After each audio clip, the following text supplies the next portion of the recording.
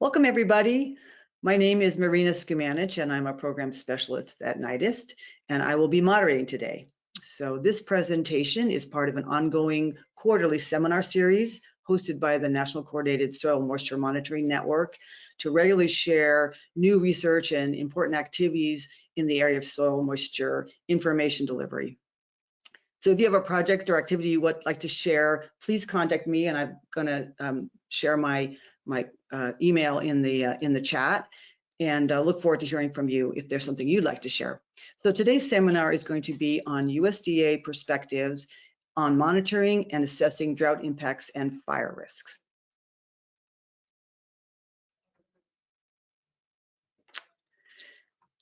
I think I mentioned this seminar is hosted by the National Coordinated Soil Moisture Monitoring Network, or I might not have, but I am now. That is a multi-agency effort to build a system for coordinated, high-quality, nationwide soil moisture information to serve public purposes, ranging from drought to floods to agricultural monitoring, forest health assessment, fire, etc. And so we do that through focusing on two complementary activities. One is building this network of data networks, drawing from the resources at the state and federal levels, including as well as possible private and citizen science sources of soil moisture data, as well as bringing in data from satellites and modeling systems. So bringing all of these information and data streams together to build an integrated platform to build user-friendly tools and services. And then we also have a complementary activity of building a network of people that is a community of practice. We are going to look all the way across the data stream, from the data providers through those researchers and tool developers that use that data to develop applications, to the end user community, the people that actually make decisions and need to get the best information on soil moisture conditions for their work. And through those two activities, we hope to build this national network. So again, today's presentation is on USDA perspectives on monitoring and assessing drought impacts and fire risk. And we'll be doing a review of USDA current activities and future plans for improving soil moisture monitoring with an emphasis on forested areas. We've got two presenters who I'd like to invite to join me on camera. First, we have Mark Brusberg, who is a chief meteorologist at the USDA. He's in the office of the chief economist of the USDA. And then also Stephanie Connolly, she's a soil scientist field liaison, with the USDA Forest Service.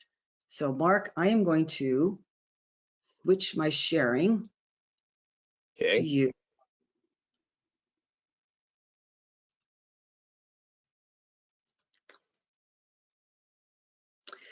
And while you're doing that, let me just mention to folks, with this GoToWebinar system, for you to share a question or a comment, you would use the questions box, should be on your panel, either on your side panel or bottom panel, depending on the version of GoTo you have.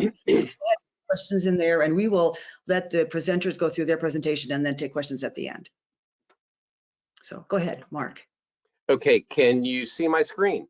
It looks great. Okay, thank you. And first of all, thank you, Marina, for that nice introduction and for inviting us to speak. And thanks to all the attendees.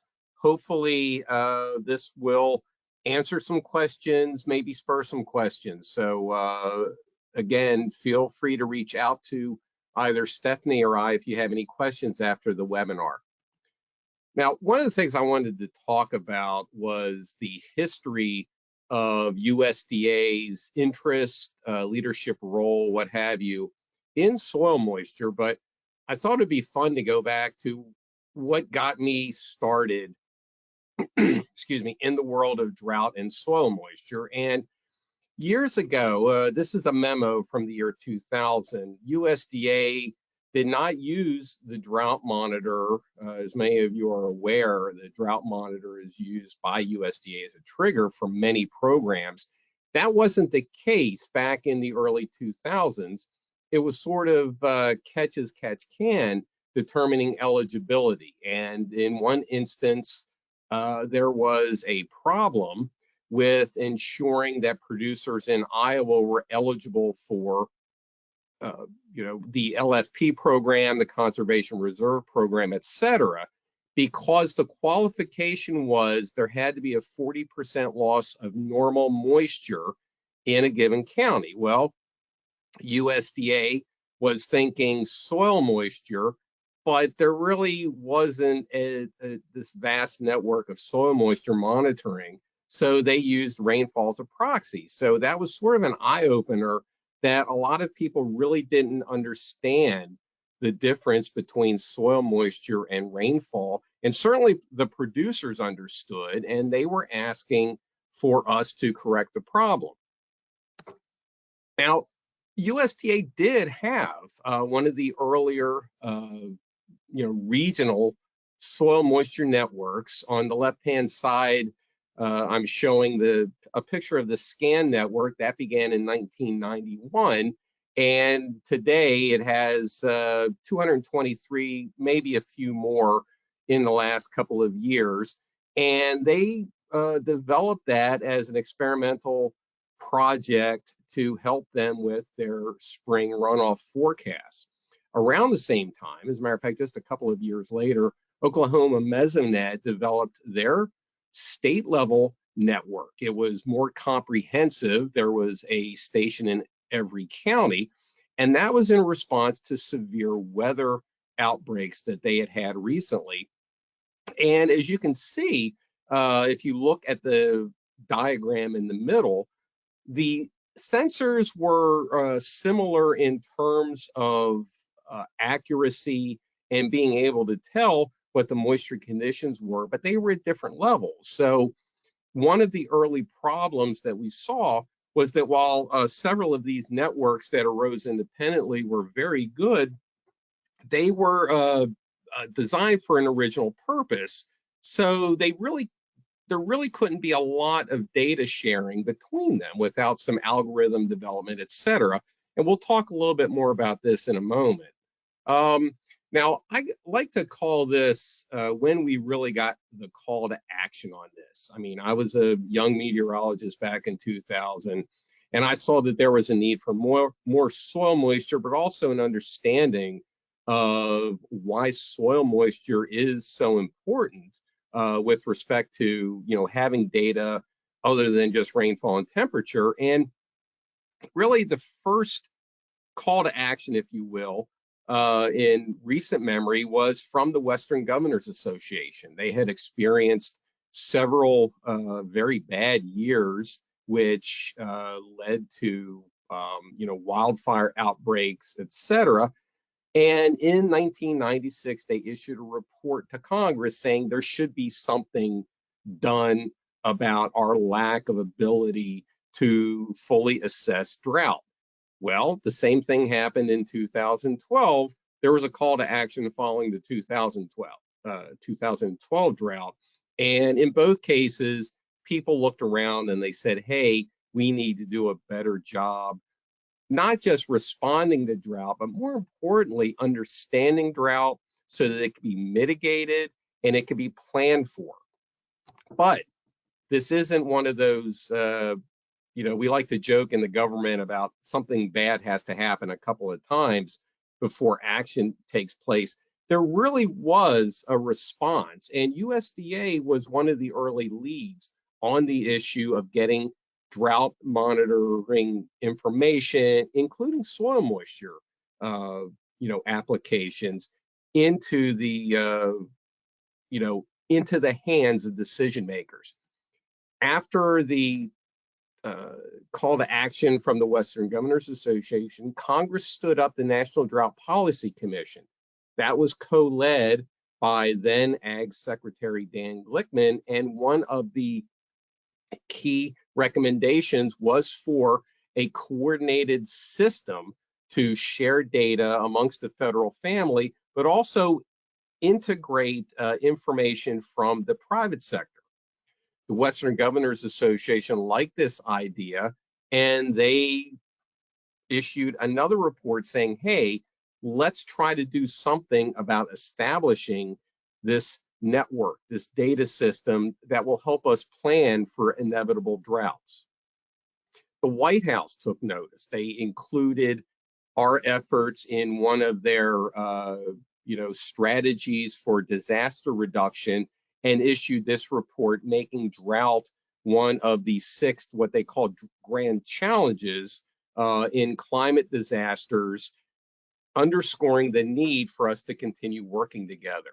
Now that led to the development of NIDIS, and excuse me, not to go into the history of NIDIS, but as a lot of you know, NIDIS is the key federal funded entity addressing drought needs, research, drought early warning systems, etc. And NIDIS can trace its history back to that 2000 National Drought Policy Commission report. So we listened 10 years after the Western Governors Association told us to do a better job. We had something in place. The federal partners immediately responded. NIDIS, as many of you may know, is more of a federal and non-federal partnership to address drought. So USDA, U.S. Geological Survey, and others, Department of Interior, got together and put their resources on the table. Now, interestingly enough, sort of independent from what had been going on, the National Academies released a report giving their recommendations for what they thought a national weather and climate observation network should look like. That included a robust soil moisture monitoring network. They envisioned 3,000 stations across the country monitoring soil moisture. That many just, because of all of the myriad microclimates across the United States. And they deemed USDA as to be the logical lead in all of this. And I was involved in this report, and we still joke about this. I about fainted when they said USDA was supposed to come up with a plan to put in 3,000 soil moisture monitoring network sites. We had about 100 at the time, and I was like, yeah, that's not going to happen without this strong partnership led by NIDIS, but also reaching out to the National Weather Service, but also the other mesonets. Remember the Oklahoma mesonet? There are many other mesonets in the United States that we're trying to partner with, and we'll learn more about that in a few minutes. Now, we had our marching orders after the drought conference at the end of the 2012 drought. USDA and NOAA re-signed their MOU, and we determined that we needed to work together on a national soil moisture network. Now, one of the underlying things with USDA's involvement in this is we were an original partner on the drought monitor, but also USDA is responsible for a lot of activities out west in the forested areas. And even with the western distribution of stations that I mentioned before, the SCAN network, there's also a SNOWTEL network that monitors snow cover. We don't have a lot of information yet under forest canopies. That's really one of the problem areas. Stephanie's going to address in a moment how we're trying to respond to that. But if you think about a lot of these networks get their energy from solar panels, they don't work very well in the shade. So that's one of the gaps that USDA keeps reminding people. It's like, this is something that we really need to work on a lot more. Now, a few years after the MOU was signed, President Obama released his climate action report. In it was an expressed need to make sure that the country was resilient to natural disasters, including drought. And as a response, they began a policy level, a policy level group titled the National Drought Resilience Partnership, and they expressly supported USDA and NOAA's efforts to work together on soil moisture. Now, a couple of years later, Congress, took the baton and they tasked NIDIS in the reauthorization for coming up with a framework for a national coordinated soil moisture network.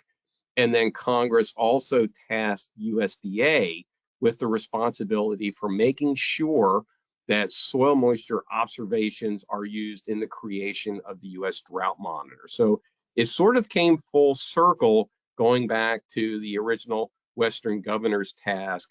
Now we are trying to put these pieces together to build a robust drought monitoring system that really benefits all of the parts of the country. Now, one of the things that Stephanie is going to talk about in detail are what we're facing in the western drought areas. And this is a map showing drought trends by forest type across the United States. And one of the interesting things to remember is if you look at the various forested areas across the United States, those are different climates. You've got the western, excuse me, the intergovernmental West climate is different than what we see in the wetter, more humid Southeast, and that's different than what we see in the Great Lakes region where they have bitter cold, during the winter. So forests aren't all the same. Some things work in some parts of the country and others work in other parts of the country. And I think the key responsibility for the Department of Agriculture is to keep pressing forward with some of these priority areas. Right now it's the West, because of the mega drought that it looks like they're getting a little bit of a breather from, but also parts of the Southeast that are drought prone, and even parts of the upper Midwest, which is actually starting to dry out right now. We're seeing a little bit of dryness in Wisconsin and Minnesota. So not every part of the country is, can escape drought. It's inevitable, and it's something that, we've been working on for a long time now to, try to help out with. So with that, Stephanie, I will turn this over to you. Thank you, Mark. Okay, so reports for drought in forested areas are often sparse, and it's challenging to collect the data. So consequently, forest conditions are underrepresented in the U.S. Drought Monitor process, and a quality of the drought appraisal suffers. Resource managers and professionals, working in these forested landscapes they're aware, they know this, that the current conditions might not be reflected. And they're frequently the first to observe those changes in areas related to forest health, soil moisture, changes in stream flow, and even patterns of human use, think recreation. These changes, they may not be represented in the national drought assessments. And because we know that in situ monitoring is sparse, well, we have to rely on a combination of tools and knowledge to help us assess drought in forested ecosystems. So here's a tool. The Forest Drought Response Index, it's a new monitoring tool developed by the National Drought Mitigation Center to identify forest drought stress. For dry, it integrates 12 types of data. It's got satellite data, climate data, evaporative demand, groundwater, and soil moisture into a single hybrid index to estimate tree stress. The main objective of this activity is to identify and monitor the impacts on forests to help users, such as the U.S. Drought Monitor and the authors that create that report, to characterize drought across forested areas. They used 22 Ameriflux stations and 66 tree ring sites to evaluate this product. Next, please. So let me take you to a state example. And let's look at how drought's affecting California and how they're utilizing the assessment of that. Well, California's been facing the worst epidemic of tree mortality in modern history. We've had 5 years of drought combined with increased infestation of native bark beetles, and it's contributed to the death of millions of trees, both on all lands, federal, state, private, you name it. And what this has done, it leads behind this massive fuel load, which is just prime for wildfire. This is the high hazard zone viewer for California.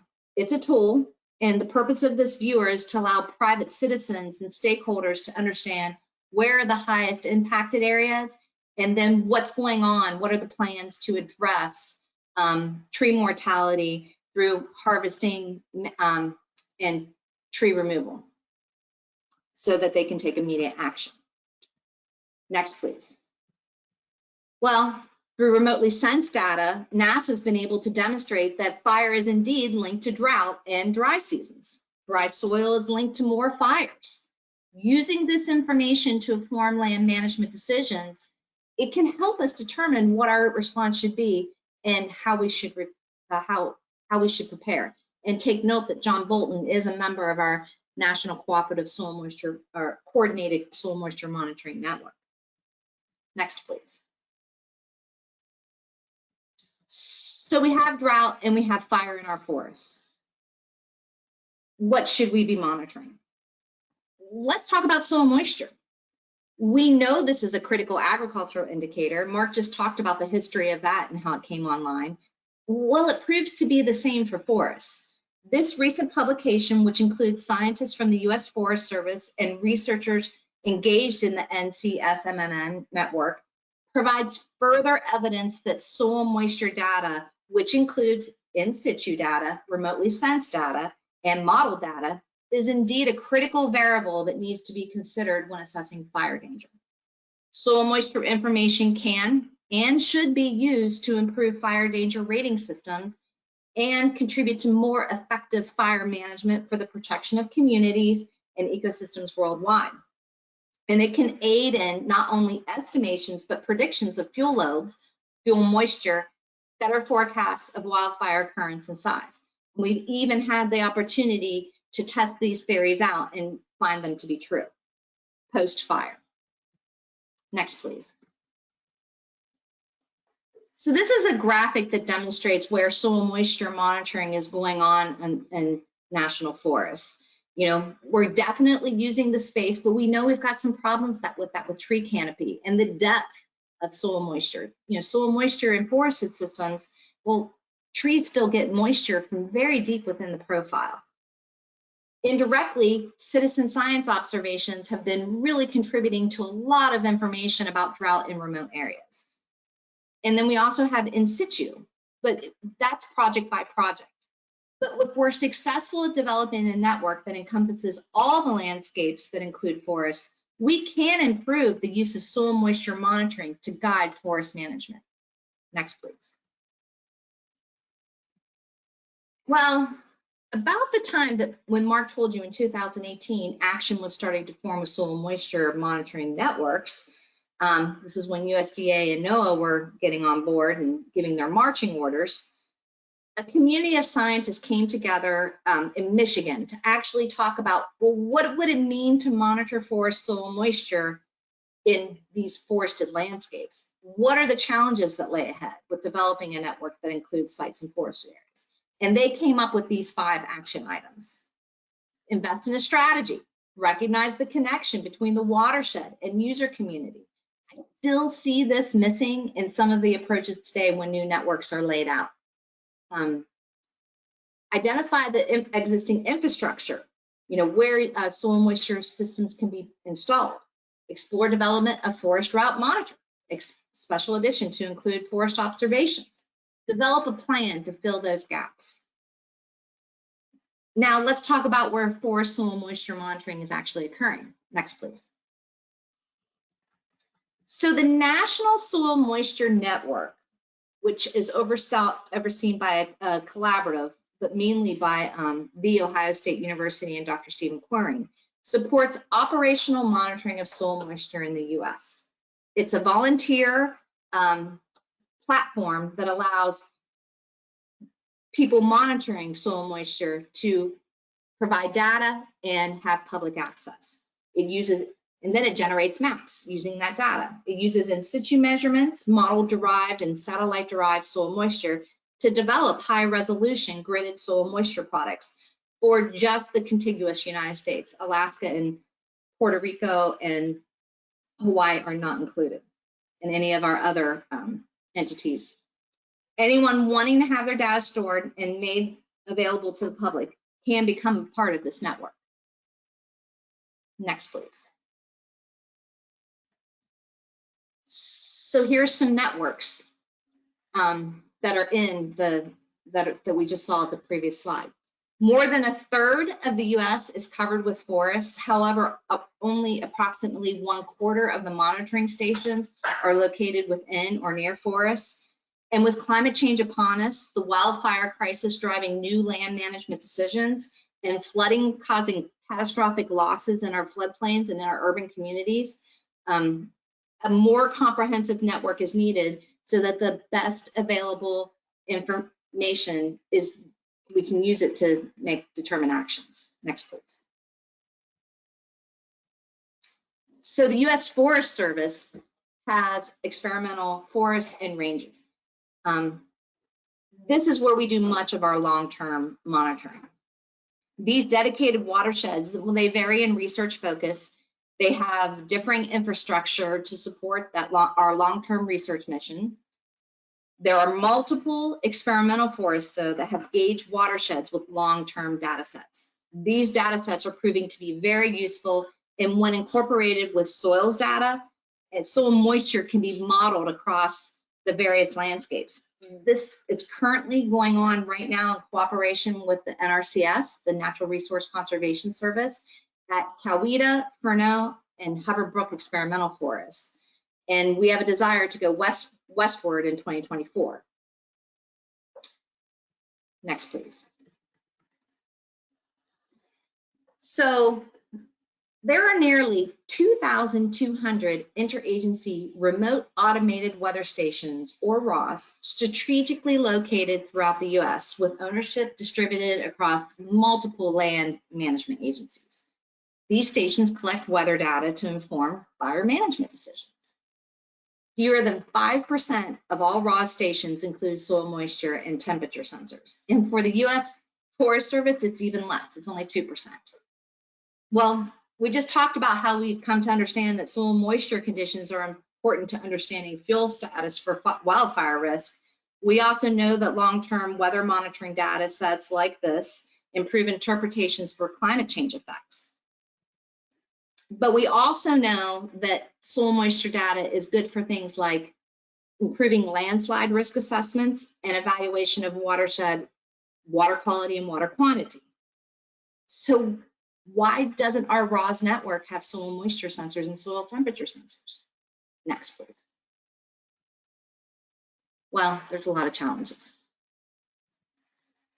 For almost 2 years, I've been working on an effort to advocate for expanding soil moisture sensors to all RAWS in the country. However, it's been really challenging to do this. When I talk to people or I talk to groups and give presentations, everyone agrees this is a worthwhile effort to support. Ironically, many people will say at the end of the presentation, but don't they already have sensors? Aren't you already doing this? And they're surprised to hear that most don't. And even within our own US Forest Service, there are multiple views as to what the function of RAWS is. For the ground pounders, those actually fighting that wildfire, it's a point-in-time data system. It's something they're looking at that information as the fire is occurring to make those real-time decisions for fire suppression. For the planners and the scientists that are looking at how the fire is moving or where the fire is going next, it's a planning tool. And they're trying to predict how that wildfire behavior, or they're using it for prescribed fire before they set the fire off. And then there's folks like myself and the collaborators that we work with through the National Coordinated Soil Moisture Monitoring Network. It's a long-term data set, and it can be used for modeling. And it's determining risk in the near future.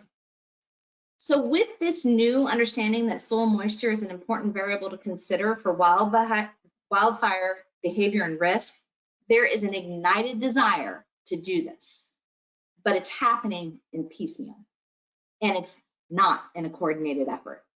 This means that when we generate data for this variable, for soil moisture, and as it comes online, we're going to contend with discrepancies for how deep the probes are placed within soil profiles, where the soil sensors are installed. Are they in an opening right where the RAWS station is, or are they in the forest canopy? and what brand of sensor was used, and how do those readings compare with other brands of sensors used? These are the challenges that are ahead of us in retrofitting the ROS network. Next, please. So we've established this relationship: drought, soil moisture deficit, wildfire. And now we're ready to incorporate soil moisture information into the National Fire Danger Rating System. Next, please. Well, we have a new tool, and it's called FEMS, the Fire Environment Mapping System. It's not been launched yet, but it's going to be launched this summer. This platform will be the new home for all ROS data. Currently, it's housed in WINS, but that's going to go away. It's a platform that would allow us to store soil moisture data along with all the other ROS data, and then it can be incorporated into our National Fire Danger Rating System. In addition to the ROS data, FEMS will also house a new set of data that is ecologically driven and describes the physical location and ecological characteristics of each ROS. The hope is that if this data set's available, it will encourage users and modelers to learn more about the data points and incorporate this information into modeling, like aspect, vegetation cover, soil type, very typical land characteristics that we currently don't know about each ROS. We also hope this information will then be used to help further expand the ROS network and fill in gaps and prioritize where collecting soil moisture data is most needed. So over the next several slides, I'd like to share with you some advancements that the U.S. Forest Service and its partners have made towards working with forest soil moisture monitoring and its applications. Next slide. TopoFire. This has been great. This is a new model that's just been recently used in the last, I'm going to say, 2 years. The U.S. Forest Service partnered with NOAA and the University of Montana to develop a steady platform for this model. Researchers have been successfully running this model and getting very reliable results for wildfire prediction.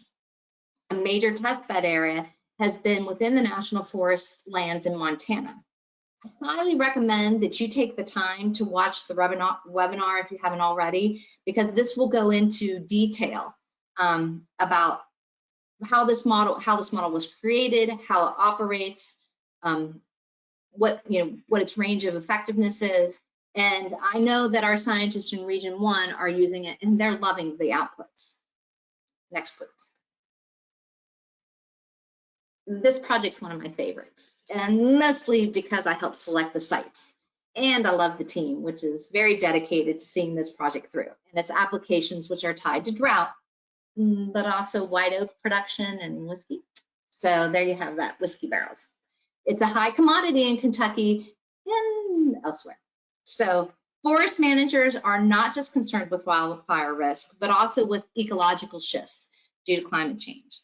The hope is that this project, we will actually learn something about soil moisture distribution across a watershed at the microscale, and help to determine what type of silvicultural treatments might be needed in the future to address those shifts on the landscape with regard to changing species composition. This is a great example of adaptation management, climate adaptation management. And it's another amazing project funded by NOAA. Next, please. So the U.S. Forest Service has a group called the National Technology and Development Program. They take annual submissions for projects that require advancement in technological applications, and this soil moisture work is a great example of that concept. Many forest soil scientists, and not just in the U.S. Forest Service, have questions about remote monitoring equipment. What is the best to use? What are the challenges? How reliable are certain sensors? Where should I store my data and archive my data? i.e. the National Soil Monitoring Network that we talked about earlier would be a great place for that. This project will hopefully be able to answer many of these questions, and we have several pilot areas across the United States participating in this study. Next, please.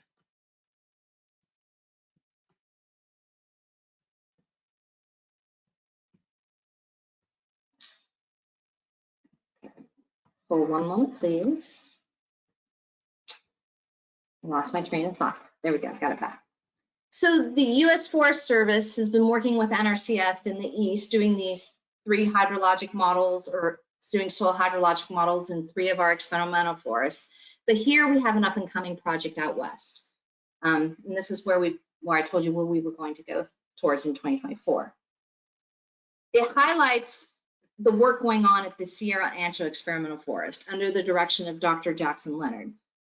We know that snowpack is changing, and we know that soil moisture is responding to those changes, and that there are hydrologic shifts occurring because of this. This study attempts to incorporate the effects of wildfire and the resulting changes in soil properties on the landscape, where all of these changes are happening. The first year of funding has been secured, and 1 field season is now complete, and they've been able to double their efforts in soil moisture monitoring. So this is something we're working on right now and hope to add additional funding to this year. Next, please. So we talked earlier about citizen science and its role in collecting indirect indicators for soil moisture in forests. This project just received funding from our agency's Cityside grant. We will be partnering with the Yampa Valley Sustainability Council to use citizen science to capture spatial and temporal soil moisture availability across the Yampa Basin. Next, please. And many of you are aware of CocoRa's and how successful it has been at using the Citizen Science Monitoring Network. This project uses the CocoRa's platform to work with field-going scientists and technicians to collect advanced forest monitoring condition information to document drought and indirectly soil moisture characteristics. We use a system of questions for a point that is frequently visited that will get monitored over time throughout changes in seasons and weather conditions. This is another one of our gems funded by NOAA and working in cooperation with Colorado National State Forest and Federal Forest through Peter Goebel's leadership at the Colorado Climate Center at Boulder. Next, please. And there are even more projects occurring at the local level for project-specific information and at the state level for RAWs. Many of you might also be aware of an effort to expand soil moisture monitoring throughout the Upper River Missouri Basin in order to address the need for an early warning system as the result of historic flooding in the last decade. The U.S. Forest Service is working with the Montana Climate Office in overseeing much of the implementation of the new soil moisture sensors in the high elevation on federal land and forests to ensure that just a few of them make their way hopefully under the canopy at the higher elevations in the watershed. We all know that it's important to capture the entire watershed when looking at risk, but whatever is upstream will influence what is occurring downstream. Next, please. So with this, I'm going to turn you back over to Mark to help summarize what we've heard today and what our take-home messages are to you. Mark?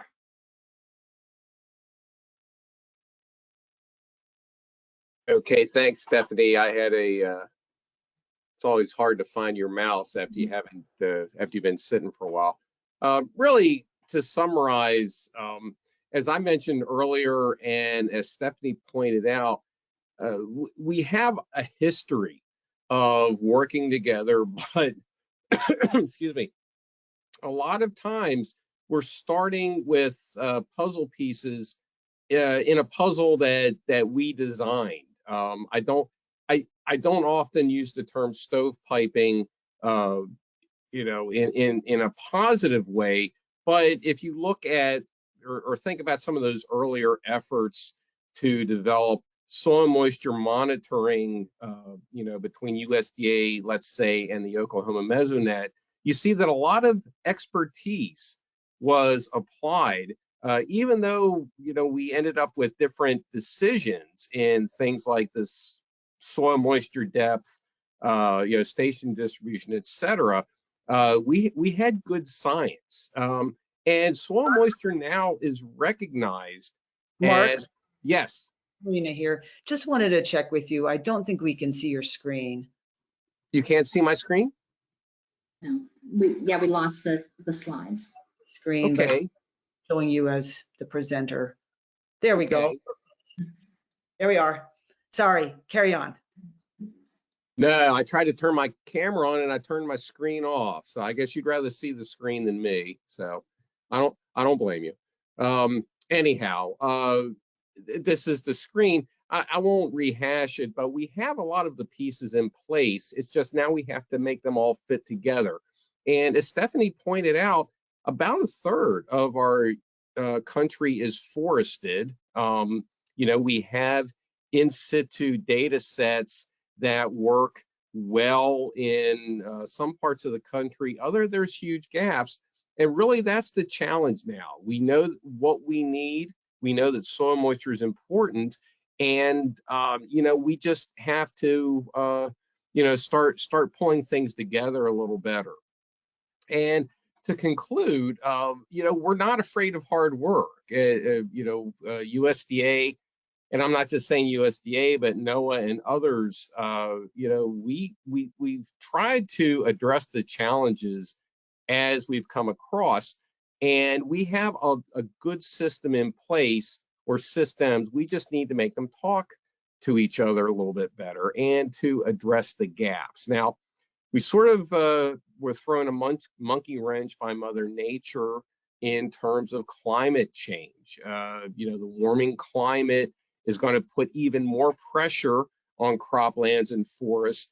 And we really need to take a look, not just in the limitations to our monitoring systems, but how to develop these tools and the decisions we make from them as we consider that the climate is changing. Drought today is not going to be the same as drought 20 or 30 years from now, et cetera. And one of the things I wanted to mention is, a lot of the hard work I talked about has been done mostly in hide. We do have funding from Congress in our agencies, and we've done a good job partnering with each other. NIDIS has been the engine that's driven a lot of research and a lot of mitigation planning activities.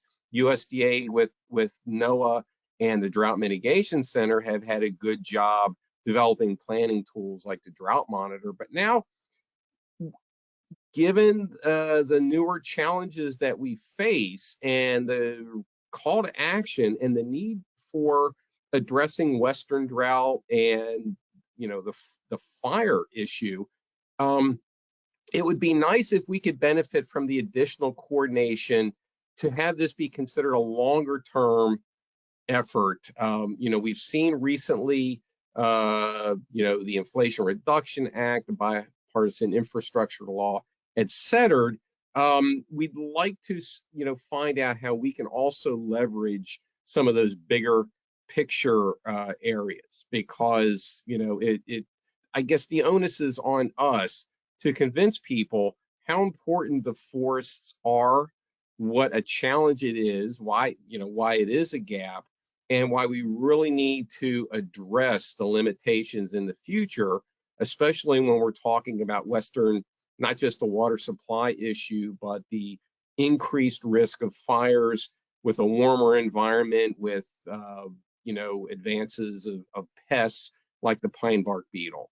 So we've done a lot, but we have a lot on our plate now, and we're looking forward to the hard work. And thank you again on behalf of Stephanie and myself. Thank you all for your time. And Marina, I will turn it back over to you.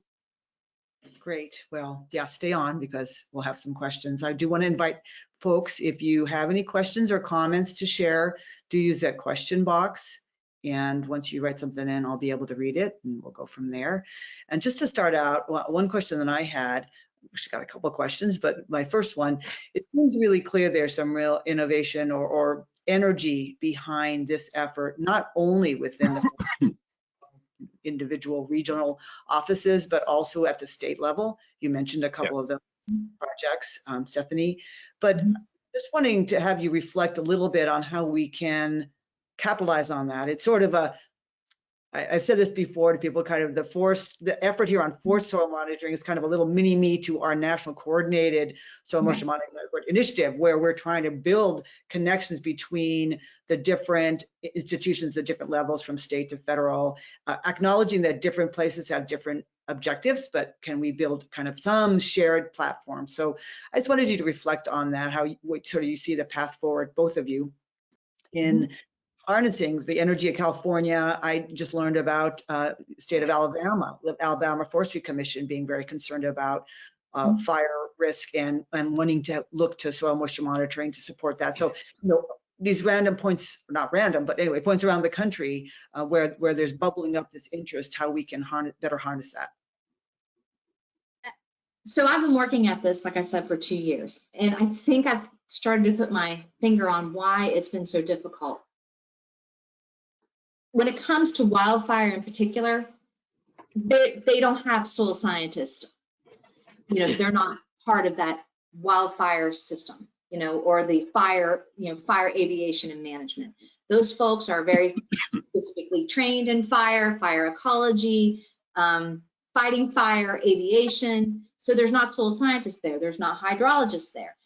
After the fire, there's a program that supports that, even at the state levels and so forth, but not in the planning of it. So you don't have soil scientists. You don't have this communication between those that understand how to monitor soil moisture, what to do with the data, and so forth, engaging those that are doing the monitoring for fire.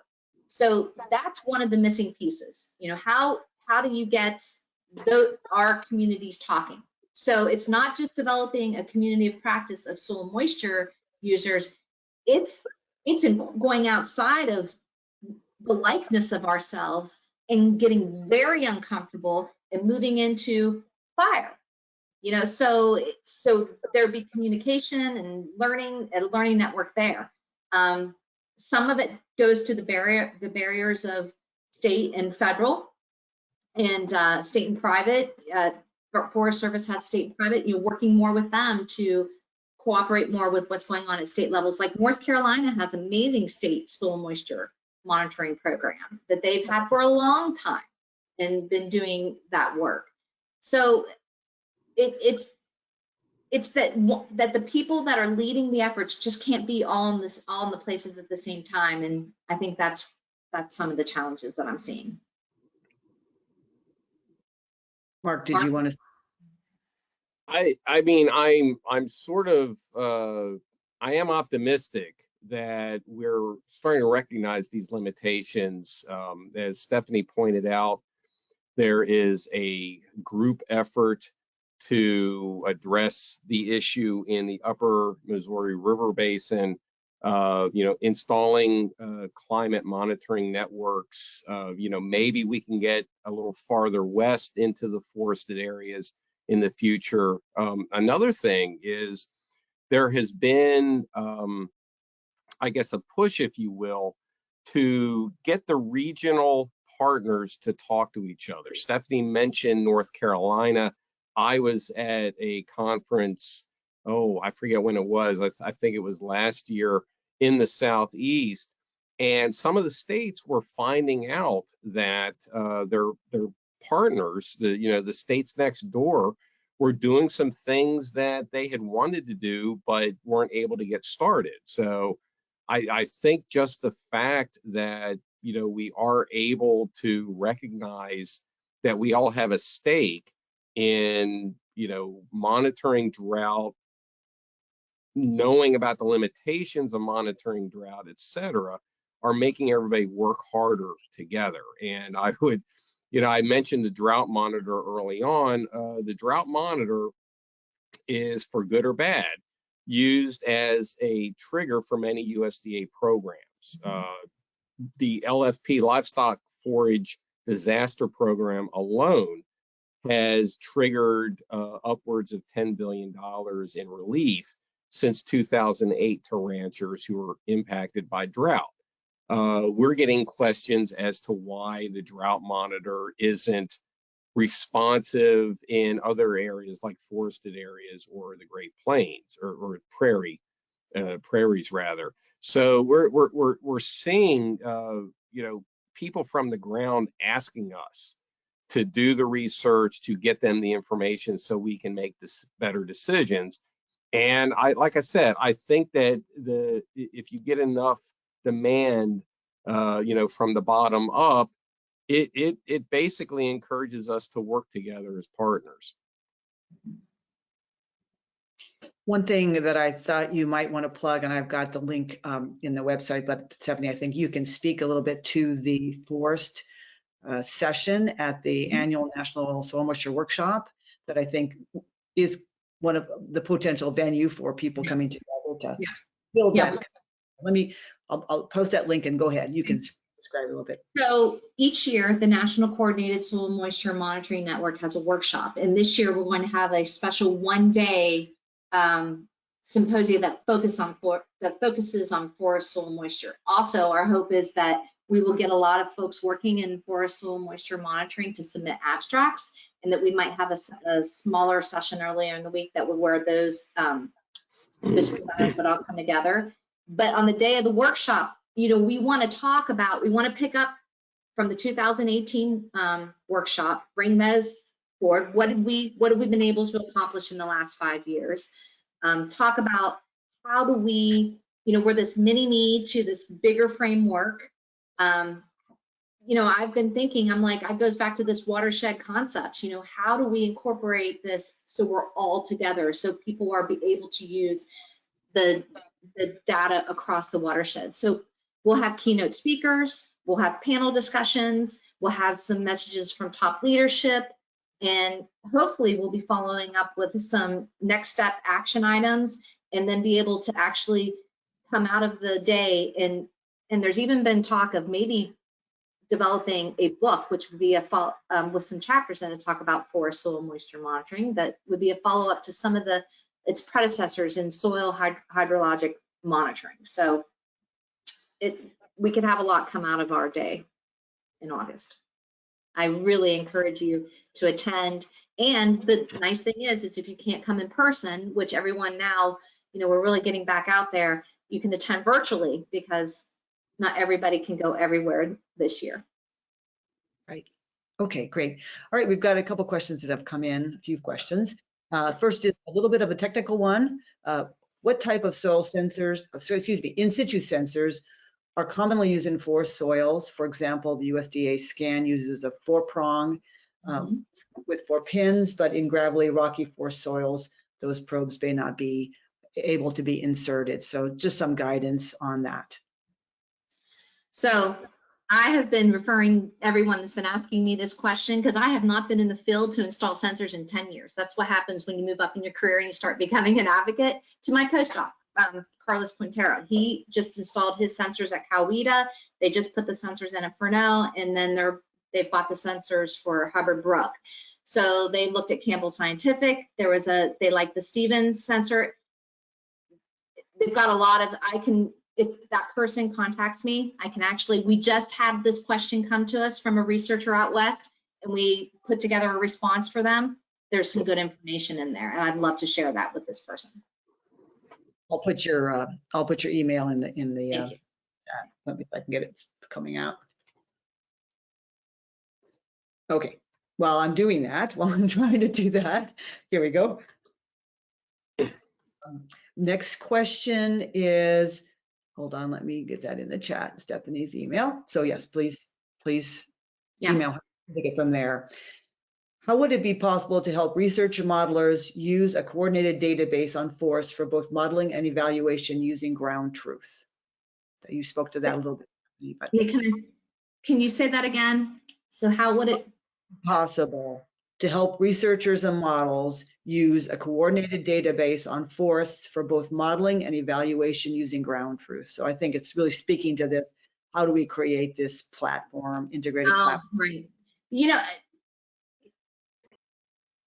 that's been one of Cindy West, my director's hopes, is that the experimental forests would all have soil moisture sensors and these smart forest concepts, so that you would have that, and you'd have these point in time kind of reliable data sets that you could go to ground truth your data.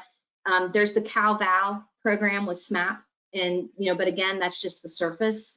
So you'd have these test plots where you would calibrate that for, and I'm not sure if I really understand the question about, but I think it's like, how do we validate our in situ monitoring in forests? And is that what with models? Yeah.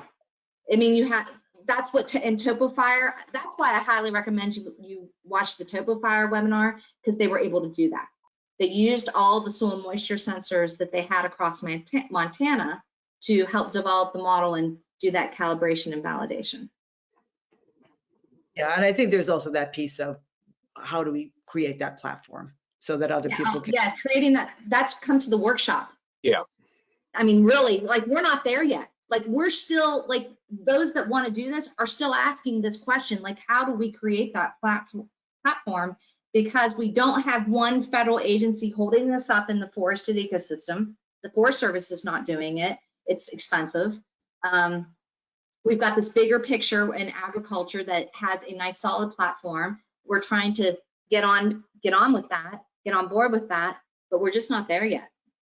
Yeah, I know that there's an effort to, I think it's led by and Marina, you can correct me if I'm wrong, it's led by NOAA's Mesonet, National Mesonet Center, to develop a framework for how to store the data and to deliver it to the public. They said it was going to be in a MADIS-like system.